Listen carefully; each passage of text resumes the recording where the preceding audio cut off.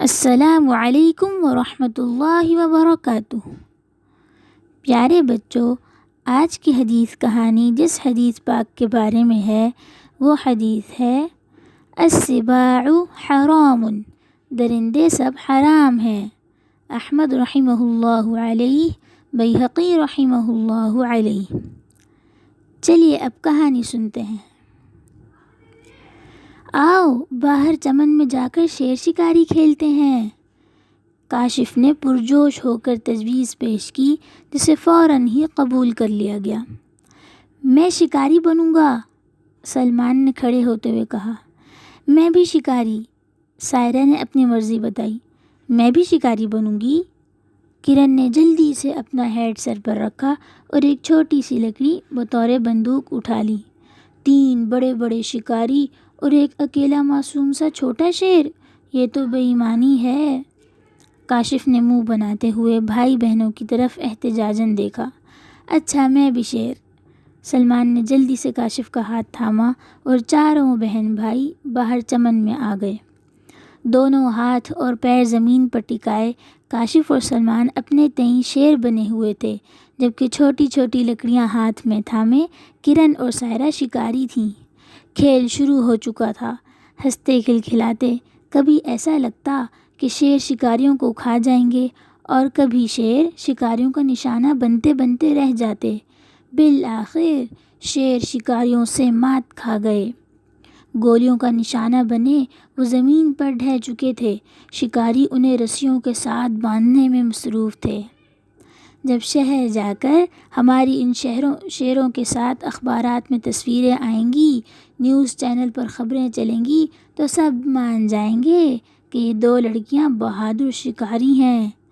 سائرہ اپنی بہادری کی گن گا رہی تھی۔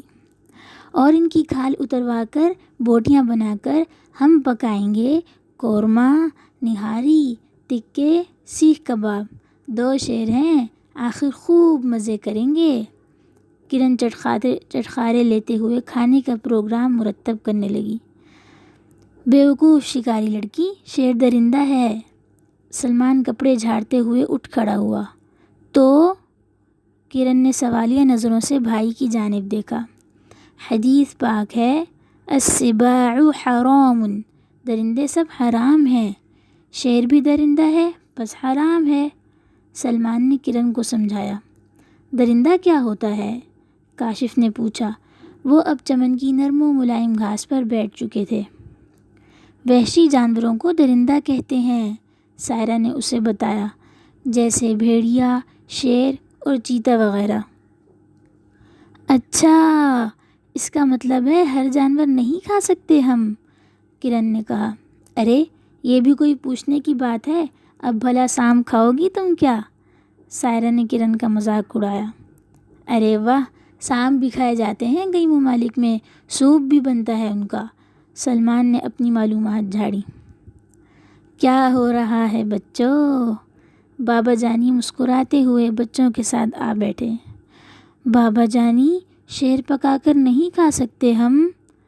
کاشف نے معصومیت سے بابا جانی سے سوال کیا تو وہ بے اختیار مسکرا دیے۔ نہیں کھا سکتے کیونکہ شیر درندہ ہے۔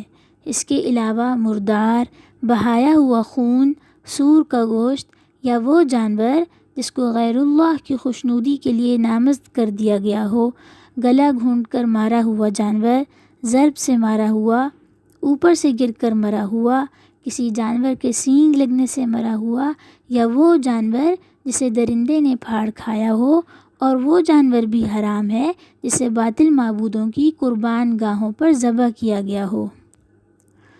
یہ سب آپ کو کہاں سے پتہ چلا بابا جانی؟ کرن نے پوچھا۔ وہ اپنے بابا جانی کی معلومات سے بے حد متاثر تھی۔ بیٹا، یہ سب قرآن پاک میں لکھا ہے۔ سورۃ المائدہ کی آیت نمبر 3 ترجمے کے ساتھ پڑھنی ہے آپ سب نے اب، بابا جانی نے بچوں سے کہا۔ جی بابا، انشاءاللہ۔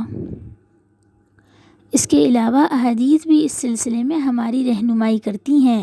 حضرت جابر بن عبداللہ رضی اللہ عنہما سے روایت ہے کہ نبی صلی اللہ علیہ وآلہ وسلم نے غزوہ خیبر کے موقع پر پالتو گدھا اور خچر کا گوشت ہر کچلی دانت والا جانور، کچلی اس دانت کو کہتے ہیں جو سامنے کے 4 دانتوں کے بعد بھالے کی شکل میں نوکیلا ہوتا ہے، اس دانت کو کیلا بھی کہتے ہیں، اور ہر پنجے سے شکار کرنے والے پرندے کو حرام قرار دیا۔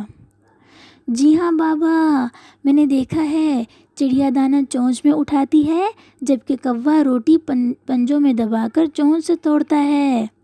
کاشف ایک دم جوش سے بولا، یعنی چڑیا حلال اور کوا حرام؟ بالکل ٹھیک پہچانا میرے ہونہار بیٹے نے، ماشاء اللہ۔ امی جو پانی کا پائپ ہاتھ میں لیے چمن میں پودوں کو پانی دینے آ رہی تھیں، کاشف کا بھولا بھالا مگر ذہین انداز دیکھ کر خوش ہو گئیں۔ چلیں جی، سب مل کر امی کے ساتھ کیاریاں بھی صاف کرواتے ہیں اور پودوں کو پانی بھی دیتے ہیں، بابا جانی نے بچوں کو امی کی مدد کے لیے کہا۔ لیکن میں نے ایک بات سمجھ لی ہے، کاشف نے کچھ سوچتے ہوئے کہا۔ وہ کیا؟ شیر کے شکار سے چڑیوں کا شکار اچھا ہے، اور سب اس کی اس معصومانہ سمجھ پر کھلکھلا کر ہنس دیے۔